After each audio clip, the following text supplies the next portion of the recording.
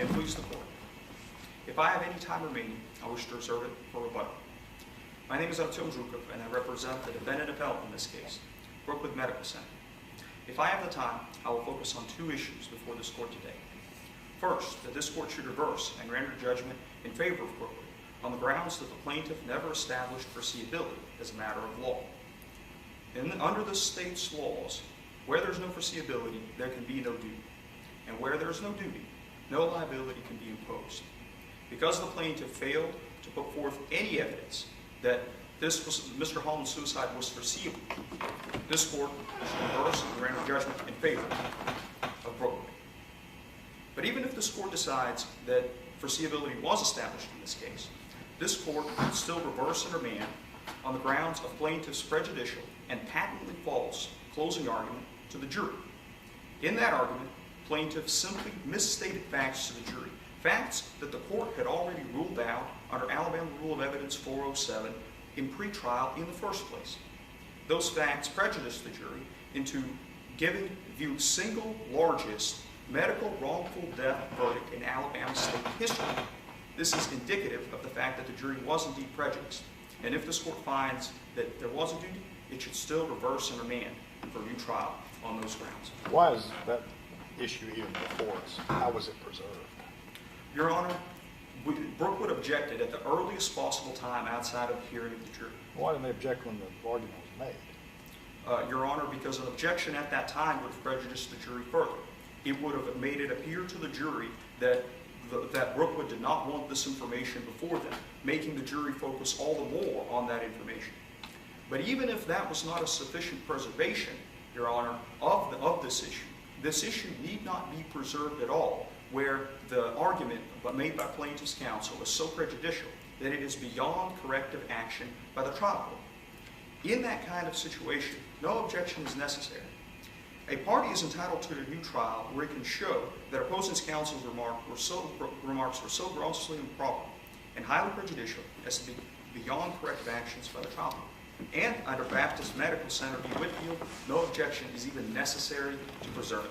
Well, I guess what we need to look at then is was this issue beyond corrective action? Couldn't the trial court have given a curative instruction and solved this problem? Said, ladies and gentlemen, that was an improper argument. You shouldn't consider it. No, Your Honor, not in this case. A general curative instruction would not have worked in a situation where the words of plaintiff's counsel were so prejudicial. The only way that this could have been cured is for the trial court to actually tell the jury that Brookwood did make the kind of remedial measures that made its facilities even safer. But by doing so, it would have violated its own pretrial order and Alabama Rule of Evidence 407. Plaintiff's counsel put the court in an untenable position. She should not be allowed to profit from that. Birmingham Light and Power v. Drennan Controls. In that case, this court granted a reversal and remand for a new trial, where plaintiff's argument contained matters stated as fact to the jury, of which there was no evidence, and of which fact evidence would not have been admissible if offered, and was made during a closing argument to which the defendant had no opportunity to reply. That is precisely the case here. Brookwood... Well, can't the problem be fixed via remediature as opposed to a new trial? Because the argument went to damages, not liability. Do you agree with that? Your Honor, the only way it could be fixed through remediature is to remit the damages entirely. Because at that point, the argument went to prejudice the jury, not in terms of determining the right amount of damages, but determining liability in the first place. Sometimes those overlap when the jury is prejudiced by counsel's remarks, and you can see the prejudice here. The jury would have been very angered at Brookwood for not making changes to its facilities after a suicide occurred there in a particular way. Brookwood did make those changes, and the jury did not deserve to be misinformed regarding those changes. All right, well, speaking of liability in the first instance, let's return to foreseeability and tell us why the evidence is insufficient to support the trial court's finding that the suicide was foreseeable. In terms of foreseeability, Keebler v. Winfield Caraway controls. Under that case, this court has stated that at least one of three factors has to be present. At least some evidence purporting to show at least one of these three factors has to be presented in order to establish foreseeability. a duty and to have liability imposed. Those factors are a history of suicidal proclivities that was known to the defendant, manifestation of suicidal proclivities in the presence of the defendant, or admittance to the defendant's facility because of a suicide attempt. None of those three were shown in this Why case. wasn't going out into a field with a loaded gun demonstration of a suicidal proclivity?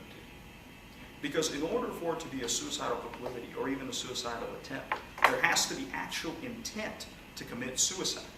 Mr. Holland clearly lacked that intent, and this is the conclusion that Dr. Castro came to after talking to him.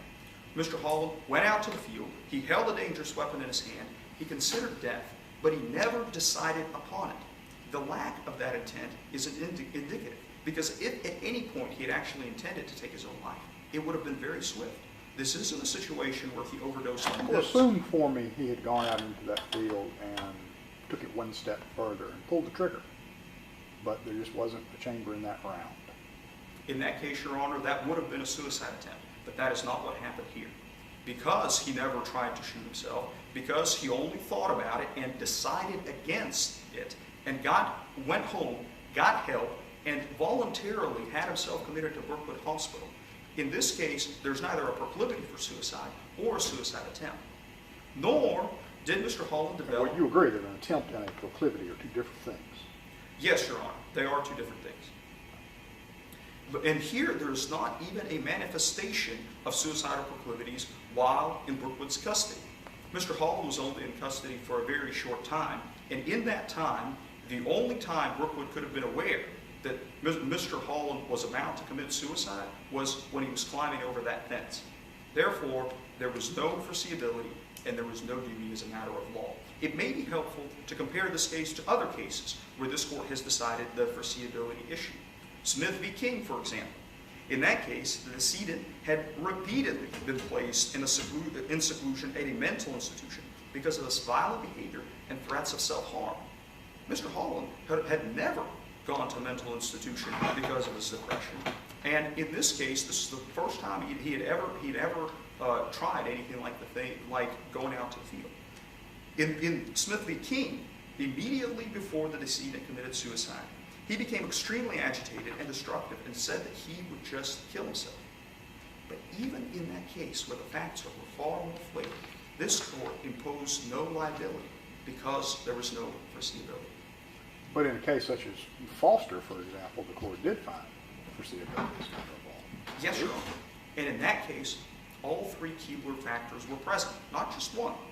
In that case, the patient had been hospitalized 4 times during that year. He was diagnosed by a doctor to be highly at risk of suicide and was admitted to the hospital after intentionally overdosing on drugs. That is not the case here, Your Honor. The facts here are far less flagrant and far less indicative of the kind of foreseeability that is necessary. Another example is Patton v. Thompson. In that case, this court again found that there was foreseeability. But in that case, the patient had a psychiatric illness for 30 years, was hospitalized 4 times in the year leading up to her death, and had a documented history of suicide attempts. Again, this simply is not present on the facts of this case. The trial court, in ruling against Brookwood on the issue of duty and on not granting a new trial after the plaintiff's prejudicial and patently false closing arguments, erred because it deviated from the legal tradition of this great state. This court has the opportunity to set this case back in line with that legal tradition. This court owes no deference to the trial court on the question of duty because it is reviewed de novo. This court should Suppose that we decide the foreseeability argument against you and believe that the closing argument problem is best remedied by looking at the damages. What would an appropriate remediature be here? An appropriate remediator would be somewhere probably around the number of $2 to $3 million. Nothing to the heights of $12 million. $12 million, if affirmed, would be the highest medical liability wrongful death verdict in Alabama state history. It goes against the legal tradition of this state. And that $2 to $3 million is the highest number of remediator this court should grant if it chooses to do so. Thank you.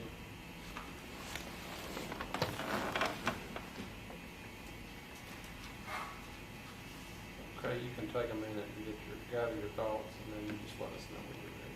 Since you were rattled by the phone call in the middle. Do I have 2 minutes for a vote? Yeah, you have two.